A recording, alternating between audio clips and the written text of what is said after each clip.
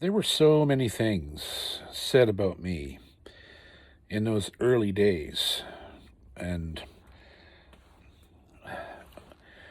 not none of it was true. It was it was there was things circulated about me and my behavior and whatnot, right? That may have been based in some sort of fact, but had been, exaggerated to the point where it was like I remember the line from Braveheart when the guys in the front line first saw William Wallace, and somebody in the crowd said, "That's not William Wallace. William Wallace is 12 feet tall, a lightning bolt shooting out of his arse." Like that, it's one of those things, and I think it happens to every artist that some event occurs somewhere along the line and people get a hold of it, and it just takes on a life of its own. And over the years, you actually learn that you can use that as a tool in your favor sometimes. Most of the time, it's not in your favor at all. But I mean, there was a lot of things around about me, like that I drank 24 beers before every show, that I had punched somebody in the audience in the face at a gig, that I had like all this crazy, crazy shit that never happened. And but many people, including some of my fans who got to meet me over the years, all thought that this shit was true. And it turned me into a bit of a, I don't know, of some kind of an outlaw thing, right? Which underneath was true, because I was an outlaw as far as the industry was concerned. But, and Jesus, if I'd have drank 24 beers before every show, there wouldn't have been a show.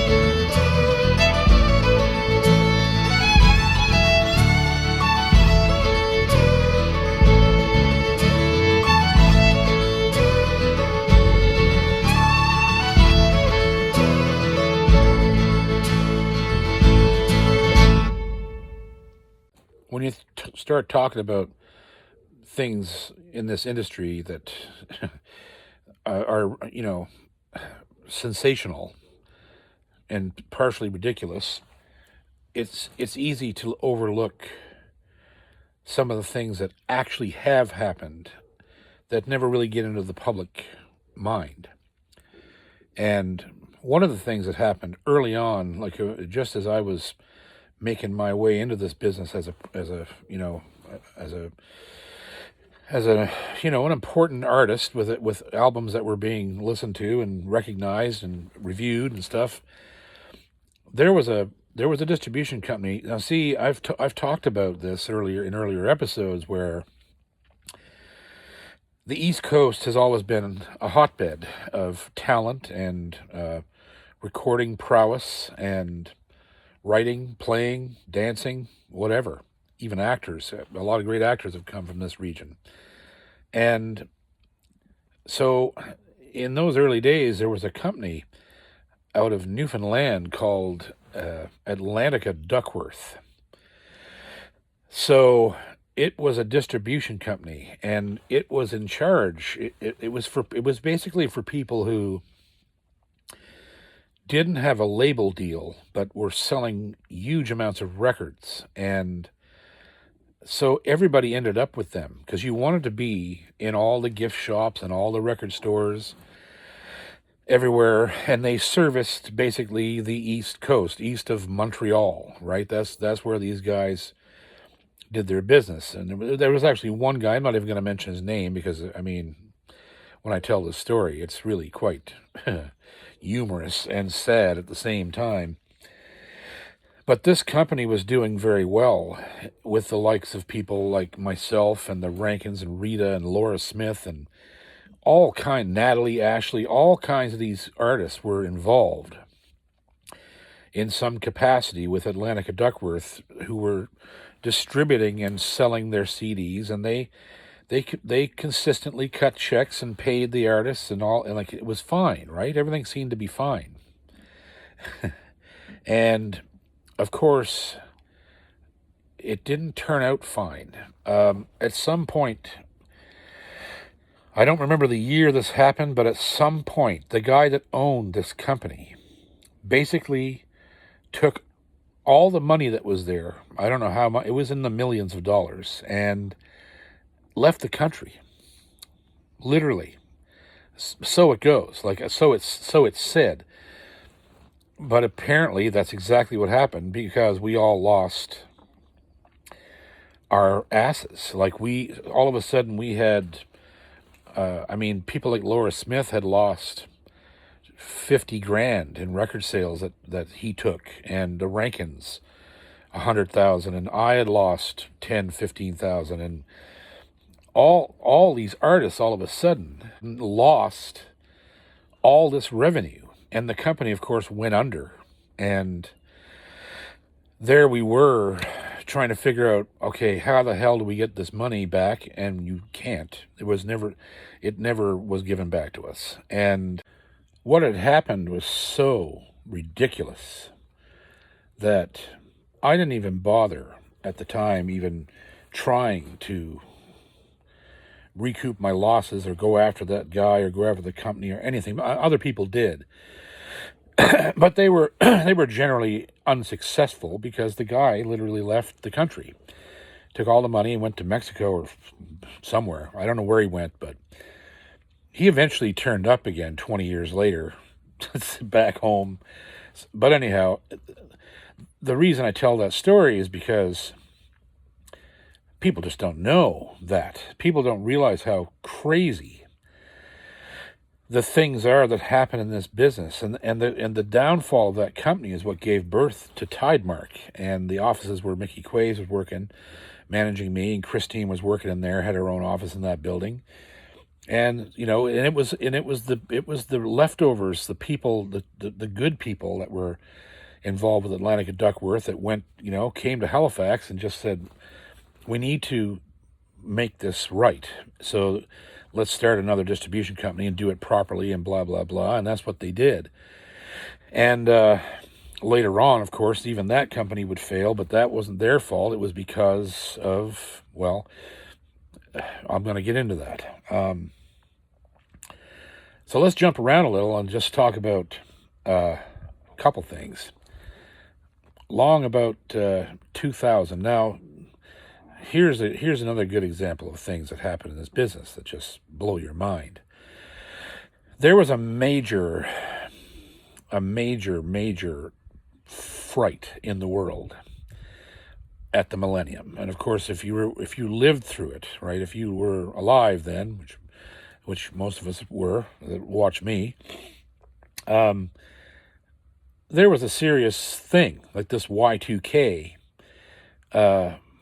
thing that they claimed that when the clocks rolled over on January 1st, 2000, that the computers of the world would think it was 1900 again, and the world was going to just blow up, and because none of the computers would register this, and weapon systems would go awry, and bombs would launch, and people would lose. The entire database of the world would just disappear.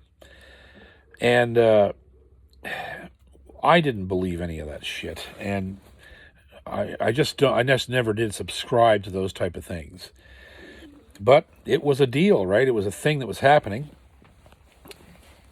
And it was a thing that was definitely happening. It was everywhere in the news. And so, anyhow, up until that point, I think from 90, pretty well from 94 to 2000, we had played a New Year's Eve gig every single year, and we always got, really good money for it. It didn't matter if it was just a local gig at one of the halls or it was a major gig, like we did television one year for it. We did, like, it was a big deal, right? And so when this Y2K thing was happening, we thought this should be good because nobody's going to want to go and play that night if they're afraid, right? So we'd probably get a lot of money. And mind you, we did. We actually landed a gig in Montreal at an Irish bar called Hurley's. And we used to play there quite a bit, and they paid good money, and they put us up in a nice hotel across the way, and had a lot of fans in Montreal. And so it was always a good time playing there. So anyhow, off we go, January 30th to Montreal, 1999, and the next night, New Year's Eve, we walk into the bar expecting, it's New Year's Eve. The place should be packed, and it should be pandemonium. We walk across the street to go in to the gig, and we go in the front door and look around, and there's not a fucking soul. And about 2 people showed up. I immediately got a little worried, and I looked at the buyer and I said, "Listen, you're going to pay us, right?" And he said, "Oh yeah." He said, and he handed me an envelope of cash, $5,000. He said, "Here you go." He said, "The deal's a deal." I said, well, what are we going to do?" He said, "Well, I don't know." I said, "Just play, and maybe they'll show up later or whatever." So we played our 3-hour set or 4-hour, whatever it was, 9 to 12, I think it was. And for 2 people. 2 people came in and sat there and listened to us and drank all night. And I'll never forget it. We walked out, when it got close to midnight, we walked outside just in case. It was one of those things. It was like, it was just one of those things. You were like, okay, what if this is really if this is true? And so we walked outside on the top of the building and looked around the city. And at midnight, nothing happened. Not only did nothing happen, it was dead silent in downtown Montreal. Downtown Montreal. We couldn't hear a sound. It was just like there was a few cars passing by. There was no ruckus laughter or people wandering the streets or music coming out of other bars. It was the most surreal thing I had ever seen. And I just looked at the buyer and I was like, "Can you believe this shit?" And he said, "No." He said, "People must be really, taking this thing way more seriously than they should." And I said, "Yeah, I guess so, eh?" So with that being said, right, that was the last New Year's Eve gig I ever did in my life. And it was across the board for a lot of people. The next 5 people, here's the thing about how weird people are, right? Everybody wanted somebody for that night. They wanted a band for that night, and they paid double and triple the amount of money that they would have paid normally. So they invested tens of thousands, across the board, millions of dollars to put on a show for this millennial New Year's Eve. And everyone in the business lost their ass, except the artists. Because the artists all had contracts, so the artists all get paid, and all these venues lost thousands and thousands and thousands of dollars. So there really was no New Year's Eve gigs after that because the buyers couldn't afford it. And as I said, I haven't had one since. That was 21 years ago. But I have not played a New Year's Eve gig in 21 years. And I doubt I ever will again. It's just one of those things, right? And I'm lying. I did one thing, but it was a television. It was television. That's a different story. They have a different budget, right? But the normal, ordinary buyer-generated gig at a venue somewhere in the world, it just never happened again. Another thing that used to happen to me in those days, and it always, it's actually beyond frustration. It's a weak word, and it's probably one of the places where I got some of my shadier reputation, because for some reason, like, I think my career, the whole of my career up until the last, well, pretty well after I left Hilda, that whole 14 years that I was with her on the road trying to do what I was doing and trying to create new music and trying to, put on a good live show and stuff. A lot of the difficulty I was having was because Hilda was unhappy and was making things difficult at venues and stuff for people, and that all reflected back on me. And we had several knockdown, drag out, not physical, but screaming match fights. Like, when you got around her and she was pissed, it was so easy to tell that she'd shut a whole goddamn room down when she was mad. And you can't do that. Like, people, like, you just can't do that in this business. You can't exude that much negative energy and succeed. So there was a lot of times in those years when the agencies that were working for me put us basically in, I guess you'd just say, experimental venues. A lot of them were bars that I hated playing, but they didn't call them bars. They were clubs, right?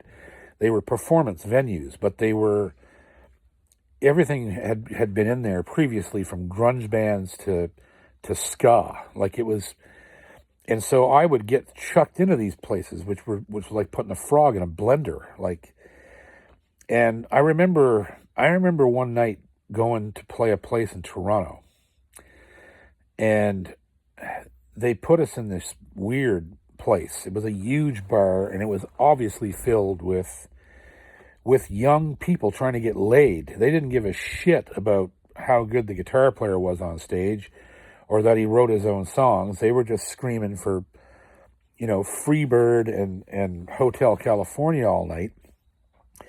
And this place was paying a ton of money. And so the first night was a 3-night engagement, and the first night after the show was over, I went up to the buyer, and I said, "Well, not so bad." I went up to the bar for a beer, right? And the buyer looked at me, and I said, "Well," I said, "it's kind of a strange night." He said, "Yeah." He said, "You know what? I'm just going to pay you, and don't bother coming back tomorrow night, or this was fine."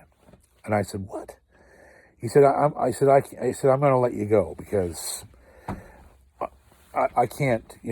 This is not the type of music that sells liquor in here, right?"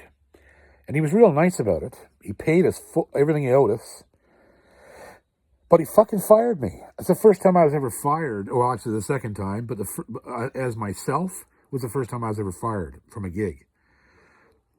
And believe me, when I get out of that place and get people on the phone in my camp, Mr. Man, I threatened people's lives. I was so fucking angry. And, and Hilda, unfortunately, would sometimes just fuel that. She'd see me getting pissed and just egg me on, and so those type of things. I remember one time getting a gig offer to do this major guitar festival in Hawaii. And initially I was like, hell yeah, yes, I'll take it, right? And it was just supposed to be me. I was supposed to go alone. They didn't want Hilda. It was a guitar festival. I was supposed to go by myself. And I said, yes, of course. But then I get this contract, and the rider that's attached to it blew my mind. Turns out this guitar festival is put on by Brigham Young University. And this contract rider actually had stuff in it like you cannot smoke anywheres at any gig. You cannot drink alcohol or anything with caffeine in it. You can't swear. You can't, like, it was all this Mormon religious bullshit that they were forcing the artists to sign the contract that you wouldn't do any of these things while you were in the employ of this festival. And I remember calling the agent. Actually, it was Julian Pecan, and I got vicious. I was like, "Man, are you nuts? You're gonna send me into the?" And then I find out that I'm gonna take a jet out there, of course, Halifax to LA to Hawaii, but then the festival is spread over multiple islands, and they're expecting us to get on these small 4 and 5 seat charter planes to go from island to island. And I'm not a good flyer. At that time, I was not a good flyer. And it is what it is, but there's been so many musicians die in plane crashes that I'm terrified of flying. And I was then, not bad now, but I was then really just not a good flyer. And I was like, you're nuts. I'm not doing this. And Julian got dirty at me. He was like, well, what are you talking about, man? It's like $5,000 US and blah, blah, blah. I said, yeah, but look what they're wanting. Why wouldn't you tell me this? All of this, when you tell me about the gig, why did you put my ass out here to sign up for this ridiculous Mormon rule bullshit? And I'm having to get on all these single prop planes in a place where the weather is not good at this time of year, because I looked that all up. And I was like, man, and I told Julian, I said, I'm gonna fucking come to Toronto and punch you right in the face. And so it was on, right? Like that. I got really pissed. I was really upset. And it wasn't even about, the reason I used to get upset a lot of times at people in this industry was that it didn't seem to me like they had my back, right? They just didn't have my back. They were putting me out there because it was money in their pocket. And they didn't seem to care where they sent me. And so I would have this buildup of rage from having gone out on a bunch of gigs like the one I got fired from. And then they push a $5,000 US gig in front of me and don't tell me any of the details, and I sign a contract. And then I find out what I have to do to get the $5,000, right? Those things were done to me all the time, except, of course, by Christine. She never did those things to me because we talked all the time about what was to be done. But the other companies, and they meant well. It wasn't that they were targeting me. It was just the way that business was done. I just couldn't get my head around it, and it used to piss me off in big, big ways. And I would say things to people that were fucking horrendous. You threatened poor Julian, to go up and punch him in the face. To which he replied, "Well, come on up and punch me, bitch." Like that was. After years later, I look back on that shit and thought, Jesus, what an asshole I was. But at the same time, when I'm sitting here telling you this story, parts of me are like, can you believe that even happened? Can you believe that somebody told you, okay, you get this great gig in Hawaii, but then when you get the details, you're on some kind of fucking Mormon mission. You're not allowed to do anything while you're with these people, nothing. And it was very clear that if you did break these rules, you forfeit your pay. And so that episode actually ended up quite good because I ended up getting Janelle and Cameron the gig. He went in my place. Julian was like, well, who the hell am I going to send? I'm on the hook now to send somebody down there. I said, well, get Jen Allen. Jen Allen's a master guitar player. Get him to go down. And he did, and he loved it. And he thanked me. He said, thank you for that, JP. He said, I really enjoyed that. I wasn't expecting, ever in my life to go there to do that sort of thing. And he had a blast, and everybody loved him. It was a slack key guitar festival is what it was. And he met, some of the best guitar players in Hawaii and in the world. And he represented Cape Breton and Canadian guitar players as only he could. And so, it all worked out in the end. But the road to that conclusion was paved with, a lot of anger, a lot of phone calls back and forth. And this was the nature of a lot of things that I ended up doing. I had to fight my way to get some level of respect, to where I wasn't worried about going to a gig and not getting paid. I should have been way beyond that, right? There were several times in my careers, especially in those first, the first part of the millennium, where I was on the phone to the union in New York City talking to Lou Mancini, and saying, this guy, there was a gig I did in Montreal for this Celtic Fest, and it was a guy from Egypt who was putting it on, and it was a major festival. It was huge, and it was all over the city. The venues were all over the city, and we played, and we were very successful. It was well attended, all this stuff. All of this at the end of the weekend, this guy wasn't anywhere around, and we weren't paid. And he owed us, nearly $6,000.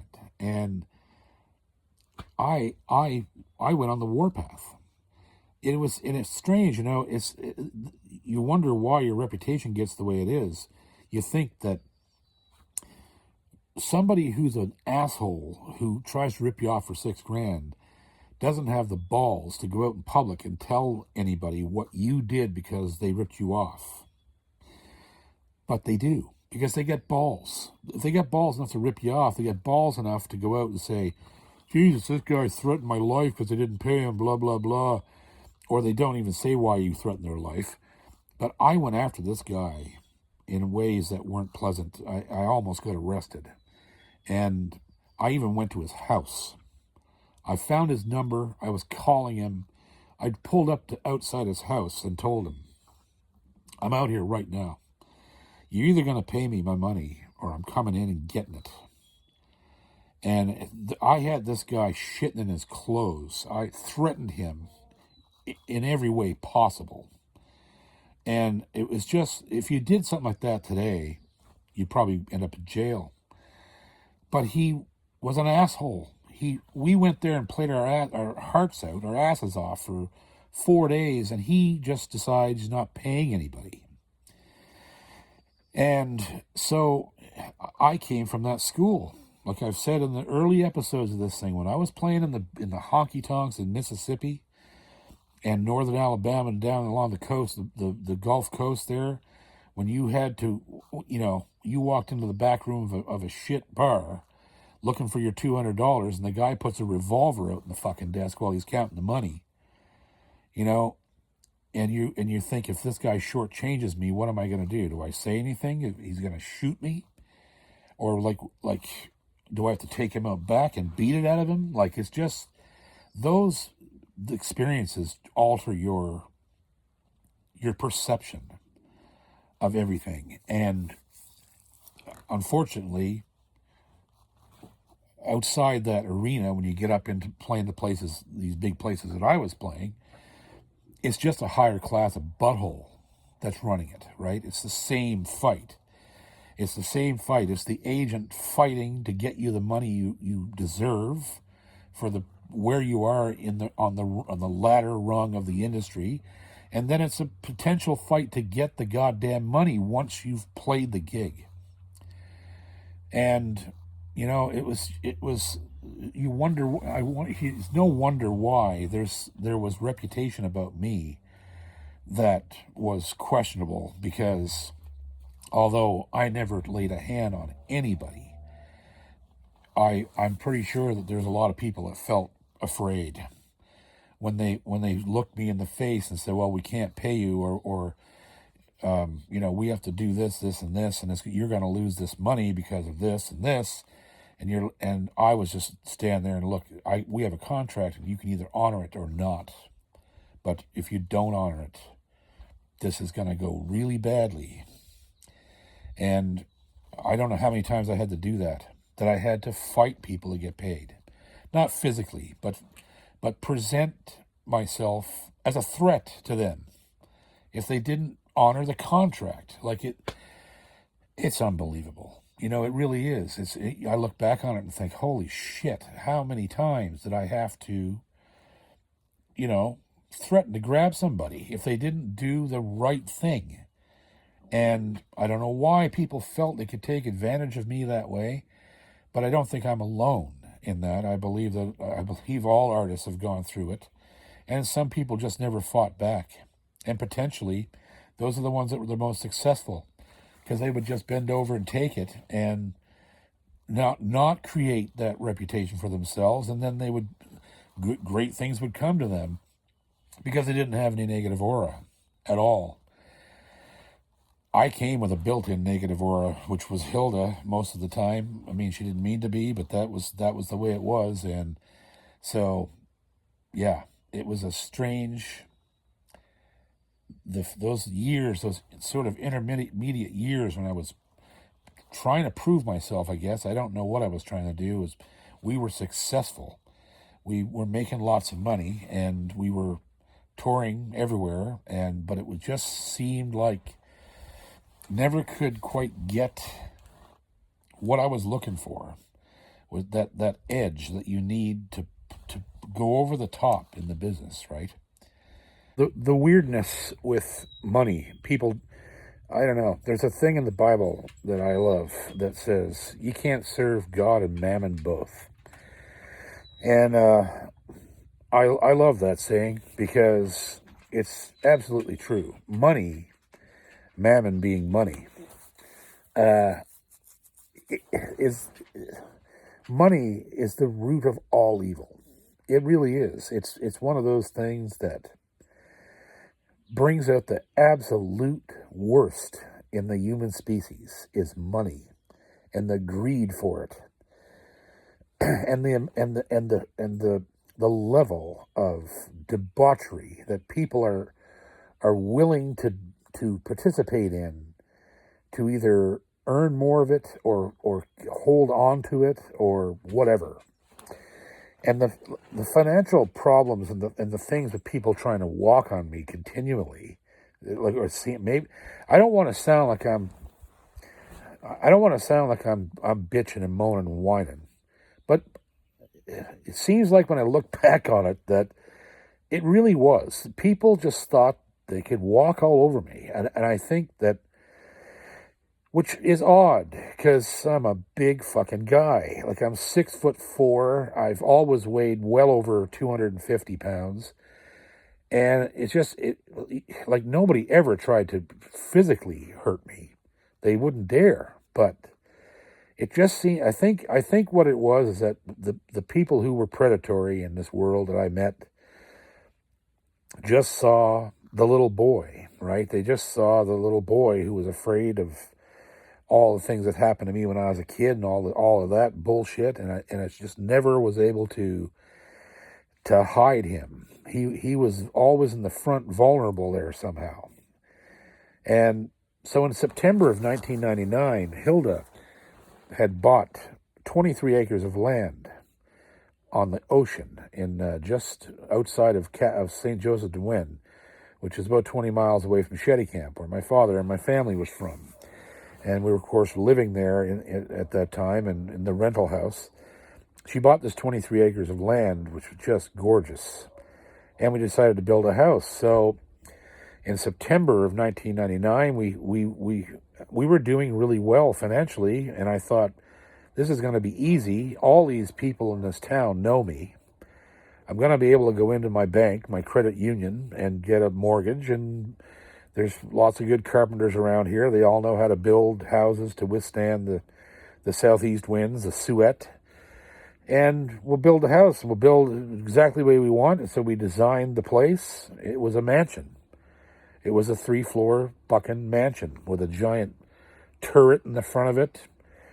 And, you know, the conical roof on it. Like, it was a fucking mansion.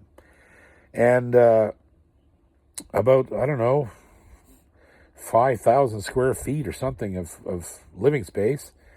3-4 bedrooms, 2 bathrooms, full basement. And we designed the house, you know, and Hilda went up and put pegs down. They cleared the land, and her granduncle, Harry LeBlanc, came down and showed me how to divine water. He went with his divining rods and found the well, and they drilled the well 120 feet and hit 15 gallons a minute of fresh water. It was just like, it was a very interesting, amazing thing, right? I had never thought I would ever get a chance to build a house, but to give you an example of just how shitty things go even outside of the business, I went to the person at the bank, the local credit union, a fiddler, a guy that I knew, the manager, right? Asked him for, you know, it was going to cost us about 120 grand to build this house. And this is 1999, mind you, right? And so, and I had lots of money coming in. So I apply for this loan, and of course he asked me who's building it. So we tell him the name of this local contractor who's going to build the house, and that we're going to indeed buy all the building supplies from the co-op, which is attached to the credit union building. Like it's all one building, and basically, and so we are obviously assuring this guy, who's a good guy. He's a friend, a good player. I know him outside his job. And so we leave there thinking, we got this made. We can get this mortgage. Why wouldn't we get the mortgage, right? And what happens is, and this is illegal. This is completely illegal.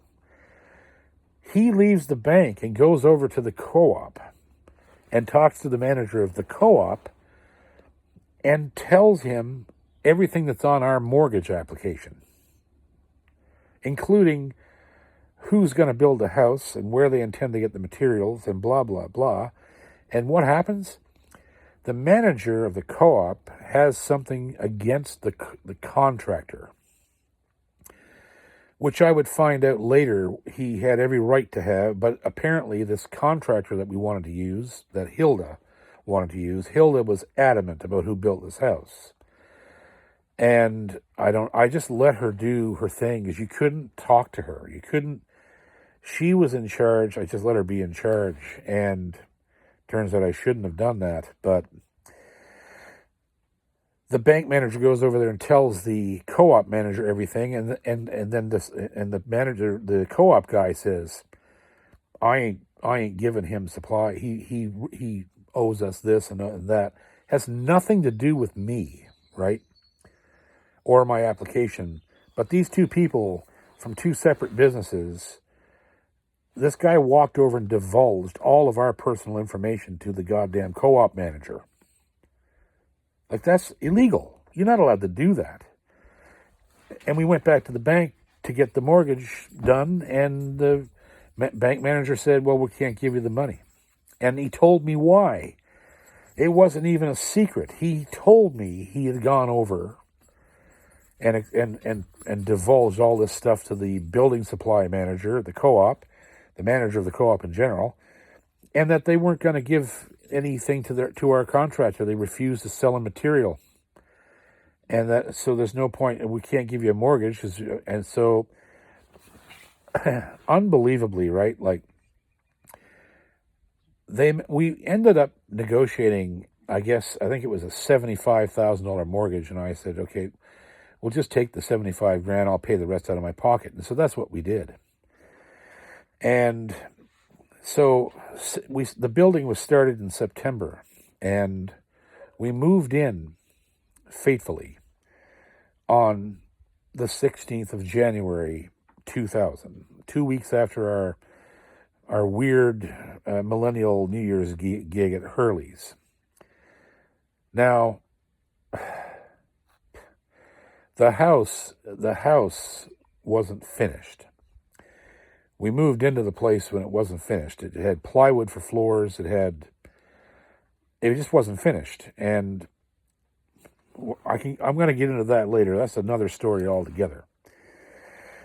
But, and it was a nightmare story. Anyhow, we were moving the last of our things. We left the little rental house down in the swamp, and we're taking in the last carload of stuff into the house when the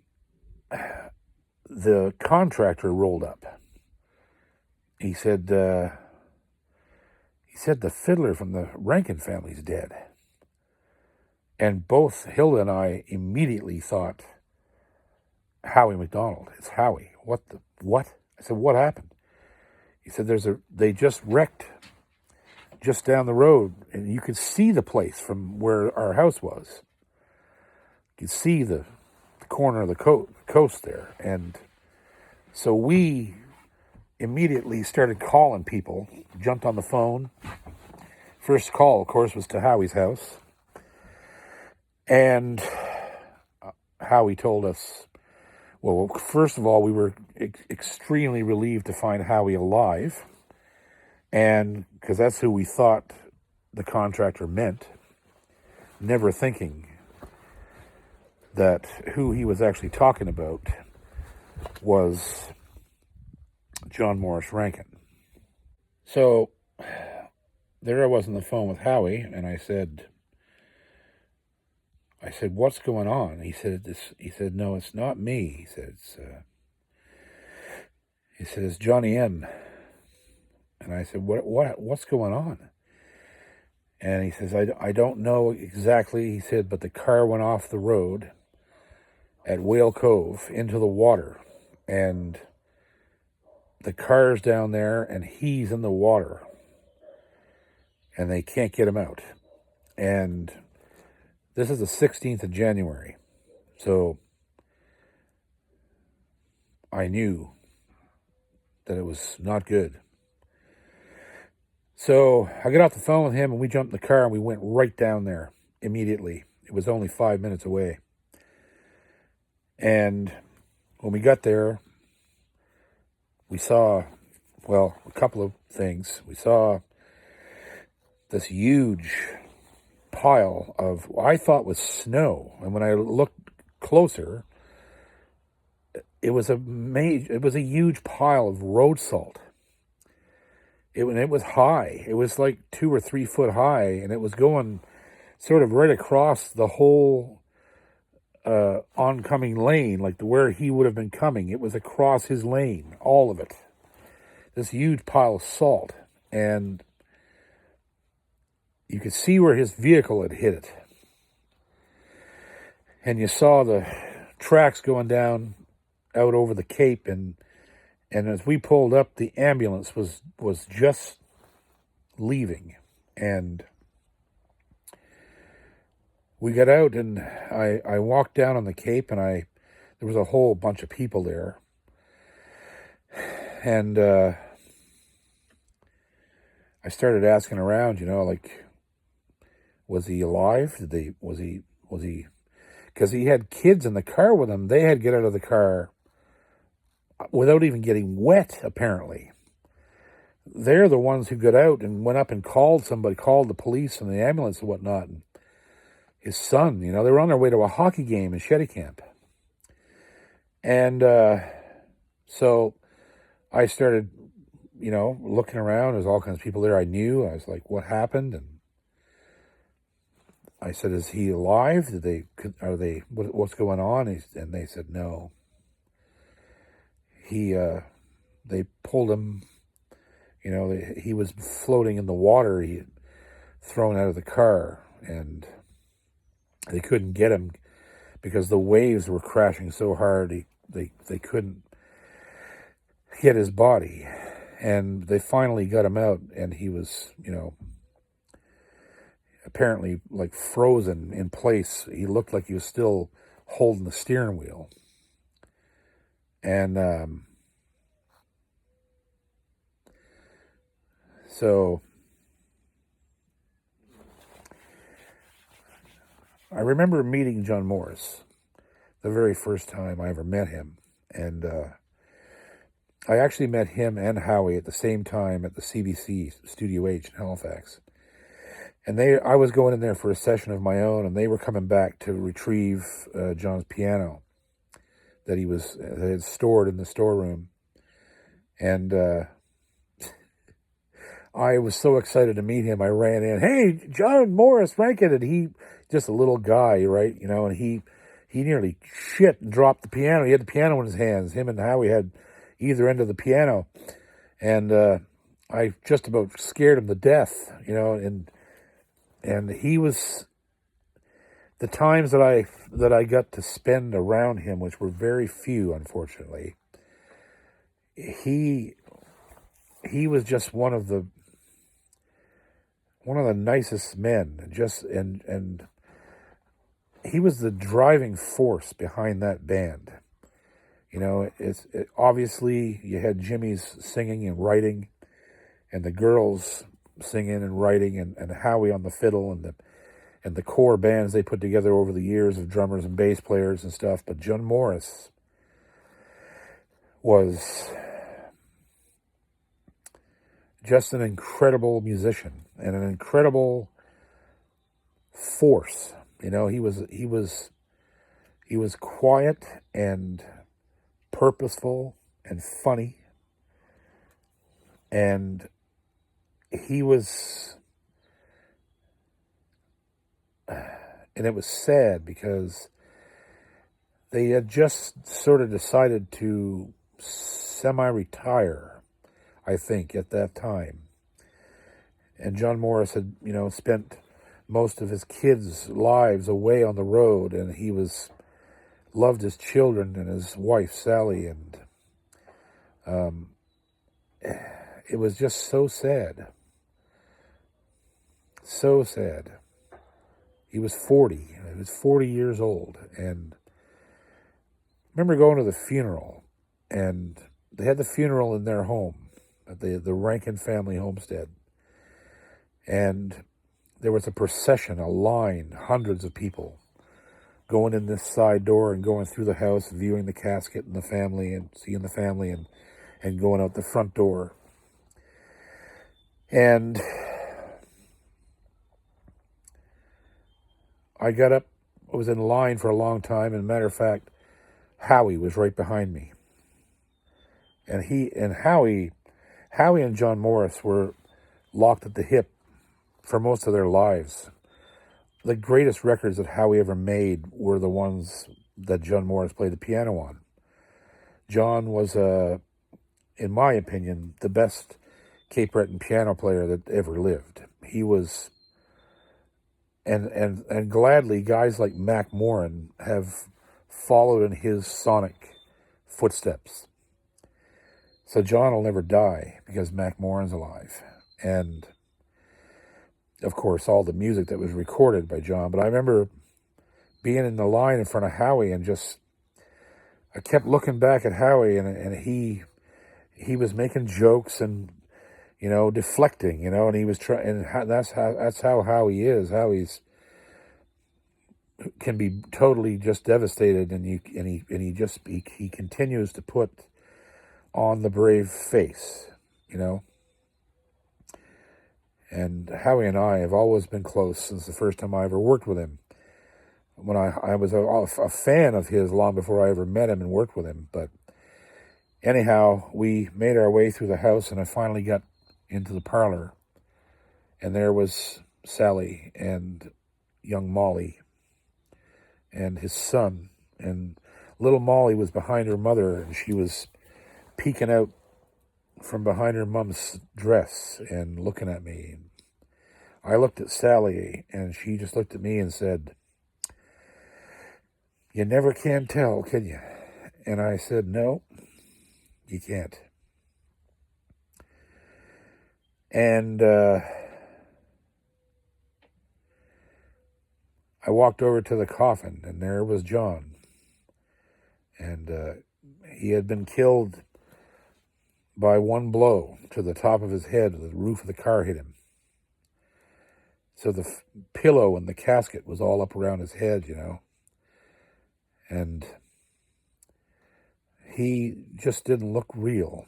I stood there and looked at him and just... such a loss. And turned around, and there was Jimmy and the three girls. The whole family was in there. And Jimmy was in tears, and the girls were in tears. And I remember I hugged all of them. I didn't even know them that well, but I hugged Jimmy, who was supposed to be Mr. Crotchety, right? And he was crying, and he thanked me. It was a moment in my life when I realized how important each moment is, because things could end at any time. There's no guarantee. There's no crystal ball. There's no predictor of the future. Just what you're doing right now. And that was one of the, that was a profound moment for me. I'd seen lots of people that I loved dead. But that guy just really threw me for a loop. And I thought, this is bad. We've lost something in this community, the musical community, that's irreplaceable. This group that meant so much to us, the Rankins, they're never going to be together again. It's never going to happen again. They're gone now. That's it. And so it was very painful and almost a omen of what was to come in my own life, and that moving into that house. And the day that we moved in, that happened. I should have saw it coming. But anyhow, it was something I'll never forget. And onwards we went from there with this house becoming a major issue in just about everything we did. And the continued efforts of everybody around us to make a living, to continue to make a living, and to continue to grow what was happening. And all the while, I'm balancing now this horrifying construction project, as it would turn out to be, the perils of my marriage, the perils of the business, all the time also trying to keep creating and recording and writing. And so it was definitely bound to be a busy time, and it definitely was. But think of John Morris a lot over in these last 20 years. And it's hard not to when you lose a guy like that in the business and the community. It's just hard to not keep him in the forefront of your head, whenever you hear a piano player or hear one of their records. He's something that will remain with me and everybody who knew him and heard him and that band. They're immortal, and so is he.